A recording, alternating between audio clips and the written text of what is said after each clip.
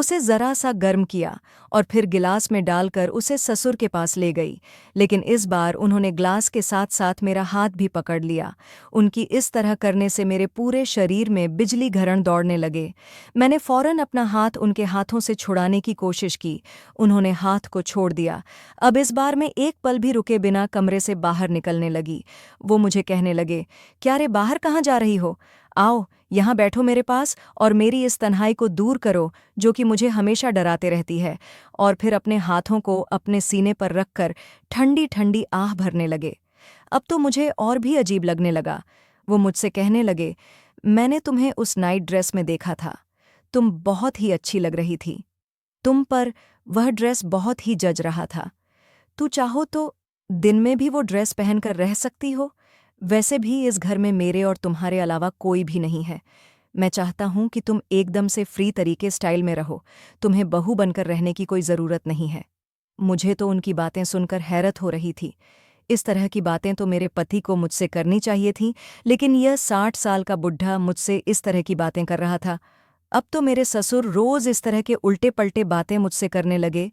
जब मोहन घर पर रहते तब तो बिल्कुल ठीक रहते थे और अपने कमरे में ही रहते थे, लेकिन जैसे ही मोहन फैक्ट्री चले जाते, मेरे ससुर मुझे अपने कमरे में बुला लेते थे और मुझे अजीब सी नज़रों से देखते थे और बार बार अपने सूखे ओंठों पर अपनी जवान फेरने लगते थे और फिर मुझे कहने लगते थे कि मुझे गर्म दूध चाहिए। और फिर जब मैं उन्हें गर्म करके दूध लाकर देती थी, मेरा हाथ पकड़ लेते थे और कहते थे, मेरे पास बैठकर मुझसे बातें करो।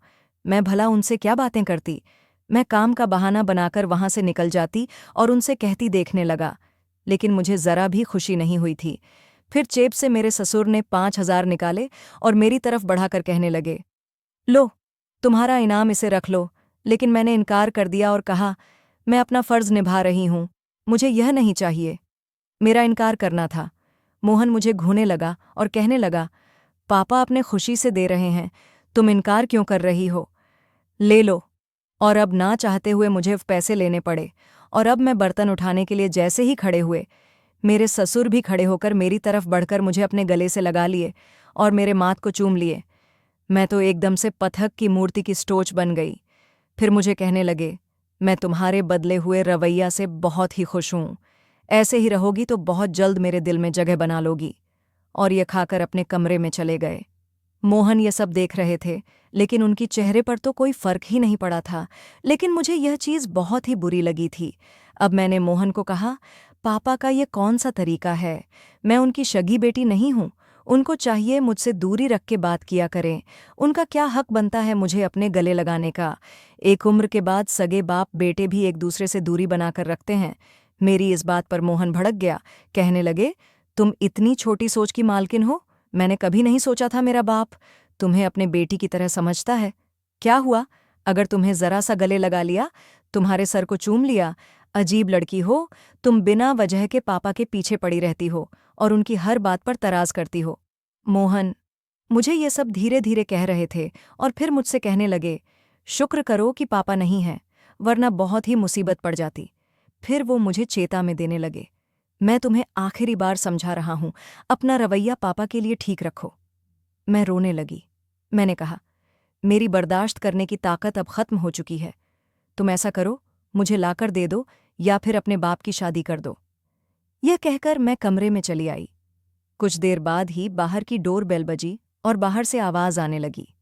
मैं कमरे से बाहर आई तो पता चला मेरा एक देवर भी है जो विदेश में रहते थे। वहीं पर उसने एजुकेशन हासिल की थी और अब वो अपनी पत्नी के साथ वापस आ गए थे। मेरे देवर ने भी वहीं पर शादी कर ली थी, इसलिए मेरे ससुर से नाराज थे और उन्हें घर आने की इजाज़त नहीं थी और ना ही उनके बारे में कभी किसी तरह की बातें हुई थीं। मुझे तो यह मालूम भी नहीं था कि मेरा कोई देवर भी है। मोहन ने भी मुझे कुछ नहीं बताया था। मैं तो अपने देवर देवरानी को देखकर बिल्कुल हैरान थी, लेकिन मेरे ससुर अभी भी बहुत ही गुस्से के साथ खड़े थे और फिर कह रहे थे, जब अपनी मर्जी से शादी की थी तो यहाँ पर वापस आने की क्या जरूरत थी, वहीं पर रह लेते। लेकिन मेरा देवर हाथ जोड़कर माफ़ी मांग रहा था। फिर मोहन ने भी कहा, पापा इसे माफ़ कर दीजिए, अब जो होना था वह तो हो गया, अब आप सोहन को गले से लगा लीजिए। लेकिन अब इन सब मामलों में काफ़ी खुश थी, क्योंकि अब मेरी देवरानी आ चुकी थी। अब मैं इस घर में बिल्कुल अकेली नहीं थी। इसका फ़ायदा अभी तक मेरे ससुर जी उठा रहे थे।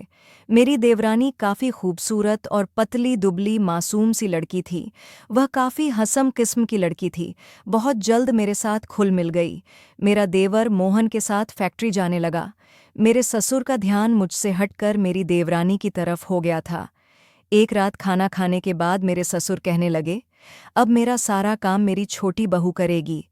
और यह सुनकर मेरी देवरानी खुशी खुशी तैयार हो गई और कहने लगी, ठीक है पापा, आपको जो भी चाहिए वो आप मुझसे मांग लिया करो। मेरा देवर यह सब सुनकर मुस्कुराने लगा था, लेकिन कुछ दिन ही गुजरे थी कि एक बार मेरी देवरानी जब ससुर के कमरे से बाहर आई तो बड़ी धवासी, सब बार बार अपने चेहरे का पसीना पूछ रही थी। मैं समझ सकती थी वह किस तकलीफ से गुजर रही है। वह किचन में जाकर चुपचाप बर्तन धोने लगी। मैंने पूछा, क्या बात है? तो वो कहने लगी, मुझे पापा की हरकतें बड़ी अजीब लगती हैं। वो मुझे अजीब नज़रों से देखते हैं। कभी कभी हाथ पकड़ लेते हैं, कभी गले लगा लेते हैं और कभी